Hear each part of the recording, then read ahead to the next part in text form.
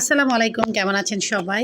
কাল সারারাত বৃষ্টি হয়েছে, ভাবলাম সকালে উঠে ছাদের অবস্থা একটু দেখি। তো গত দুদিন আমার ছাদে তেমন একটা আসা হয়নি, আসলেও খুব ঝটপট চলে গিয়েছি। এসে দেখি ডাঁটা শাকগুলো বড় হয়ে গিয়েছে। আসলে যতটুকু মোটা আমি শাকগুলো তুলি ততটুকু হয়নি, কারণ অনেক ঘন বীজ ফেলা হয়েছে। তো কিছু তুলে নিয়ে যাচ্ছি, এগুলো হয়তোবা ভাজি করব। তারপর গাছগুলো যখন পাতলা পাতলা হবে তখন আরও মোটা মোটা হবে। অন্যদিকে বেগুন, টকপাতা আরও অনেকগুলো সবজি তুলেছি টুকটাক, তো সেগুলো দিয়ে আজকে দুপুরে রান্না হবে। কী রান্না হবে পরবর্তী ভিডিওতে আপনাদের সাথে আশা করি শেয়ার করব।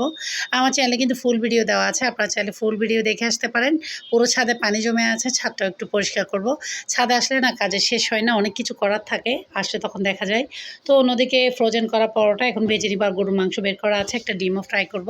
দেখা যাক কে কী হয়। সিম্পল রান্না, ছাদ থেকে বেগুন মরিচ তুলেছি, আরও কিছু তুলেছি, সেগুলো আজকে দুপুরে রান্না হবে। অন্যদিকে আয়াত সোনা পাখি গিয়েছে মুদি বাজারে, ইদানিং সে বাজার করছে, বাজার করে এনেছে। আর বলছিল আমার করা বাজারগুলো ভিডিও করো। আমার ভিডিও ভালো লাগলে ছোট্ট একটা লাইক দিয়ে কিন্তু পাশে থেকে যাবেন।